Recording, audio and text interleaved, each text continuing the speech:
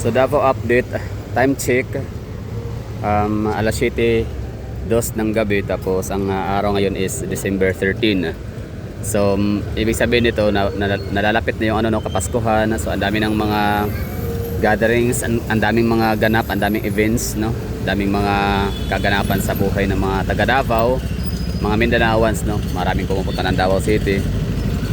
So, ganito na yung hitsura natin sa Davao City. So, ibig sabihin, hindi natin masasabi na ito ay traffic. Ito yung norms talaga sa Davao City. Hindi natin pwede sabihin na ito na talaga yung pinaka-official scenario, pinaka-official na hitsura ng Davao City. 'Di ba? Like hindi natin ito masasabi na ito yung for good, no. So, ano lang to? Kumbaga ito ay seasonal, no? Or due to Christmas season, kaya naging ganito yung yung ganap dito sa downtown area of Davao City. Pero kasi kung hindi naman talaga Pasko, wala naman talagang okasyon gaya nito. So itong mga portion na to dito sa Davao City ang siyang pinaka tahimik na area. I mean, tahimik, no. Kumbaga kapag dala-dala mo yung yung iyong information, no. So meron kang dala-dalang mga meron kang dalang ideya about Davao City na yun nga, Davao City is the third most populous city in the Philippines, next to Quezon City, City of Manila. So we have almost 2 million katao dito sa Davao City. So iisipin mo talaga na napaka-crowded kasi syempre nasa isip mo, 'di ba? Third populous next to Quezon City in the City of Manila. So yung dalawang syudad na yun na nabanggit ho natin, talagang literal ho talaga siya na populous, no. Halos wala nang mapagtirhan. Halos hindi na makagalaw yung mga tao, sobrang dami, magbabanggaan na halos, no? So sa Davao City, gayon pa man, kumbaga lang siya, populous city lang siya, pero napakaluwag ng blood area namin dito, ng aming area, ng lugar, di ba? Like hindi mo talaga mararamdaman na overcrowded. Siya lang, no. Bali for this video nga ay Davao City update lang, no, sa people's crowd, Davao City crowd, or kumusta yung traffic congestion, traffic situation, yung crowd situation, kumusta yung dami ng tao, no? Kung okay ba? I mean, crowded na ba talaga siya? So, yes, crowded na ang Davao City, lalo sa mga kalsada. I mean, ang mga tao hindi naman ganoon sa mga jeep, yes, crowded. Sa mga buses, crowded. Sa mga shopping malls, restaurants, yes, crowded. And mga jeep, no, mga sasakyan sa kalsada, crowded. Pero sa mga main streets naman, mga kalye, gaya na ito, hindi mo naman talaga ito makitaan ng overcrowded kapag normal days, no. Normal season, hindi siya mga Christmas season, normal days lang siya. So unlike talaga sa mga lungsod ng Kamaynilaan na kahit pa work normal days, regular days, no. So talagang every peak hour, like morning and gabi, talagang may kita mo na napaka busy ng kalye, ng mga babaan, sakayan, crossroads, crossings, mga pathways, mga footbridges. Talagang literal, no, na halos magbabanggaan ng mga tao sa sobrang dami, sobrang congested ng area. So dito sa Davao City, ngayon lang to kasi nga Christmas season. So hindi talaga to natin pwedeng gawing sukatan, hindi natin pwedeng husgahan ang Davao City sa araw na ito, sa video na to, sa araw na ito, no, kasi nga Christmas season. So yun lang, bali crowded ba ang Davao City? Yes, crowded nga siya, depende sa location and sa seasons.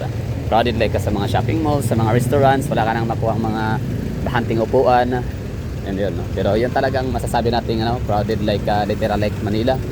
Hindi naman siguro, I mean hindi naman, no, napalayo pa naman.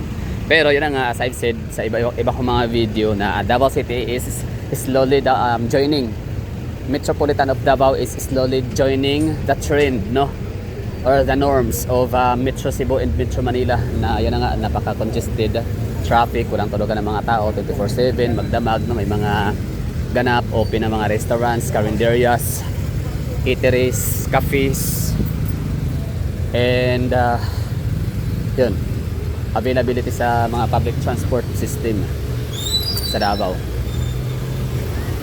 Ngayon, lakad lang tayo dito. Ito ang pinaka-heart of the city, literal, kasi dito matatagpuan ang City Hall of Davao City. So dito magsisimula yung counting sa distance, no. So 1 meter away from City Hall, 1 kilometer, 2 kilometers away from City Hall, from the heart of the city. So dito yung ano, counting.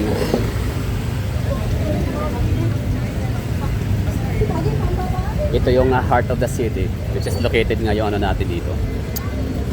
City Hall of Davao. San Pedro Park. I mean ano, yung ating 5 parke dito makikita. Bonifacio Park, Osmeña Park, Quezon Park, Rizal Park, and may isang park na hindi nakapangalan sa Bayani. So tinatawag itong area na to dito as San Pedro Square. Kasi kapag may mga pa-event dito, for example ngayong December 15, meron dito nga gaganapin na Pasko Fiesta. Hindi ko alam kung anong meron sa araw na yan dahil isasarado. Itong dinaanan natin, sarado to, no, close to ngayong December 15. So kahit saang lugar sa Pilipinas ngayon, I don't know kung kasama ang Marawi City, which is the Islamic city of the Philippines. So I don't know, no? So sino bang nanonood dyan? Meron ba? Meron bang nanonood dyan ngayon? Just in case meron, no? Let me know in the comment box.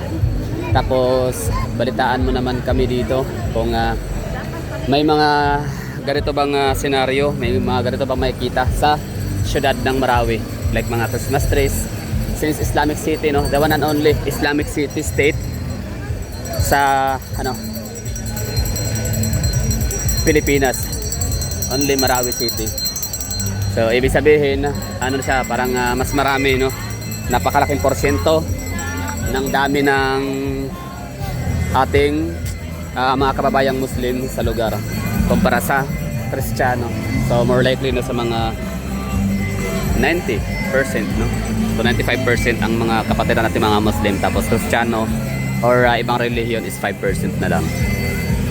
So this is the view of Davao City Hall during Christmas season. Yun po yung namin, no? Pasko Fiesta 2024. So dami ng tao dito, ingay. Basta kapag itong area na to dito, kapag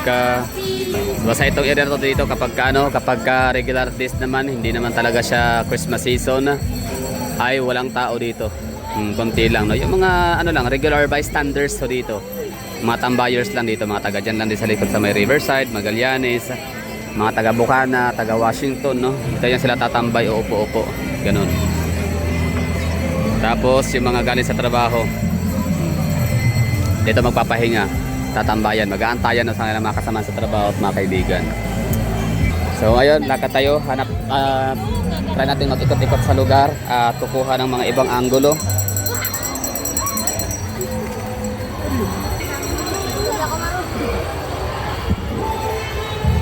So parang merong ganap dito sa loob ng San Pedro, Rizal Park. Daming tao, oh. So itong ganitong hitsura, itong ganitong eksena, senaryo sa Davao City, hindi talaga to dito. Hindi to yung normal na hitsura ng Davao City kapag regular days, hindi Christmas season. So baka may mga local celebrities dito, kaya napakadaming tao. So okay na siguro tayo dito. Off ko na tong camera.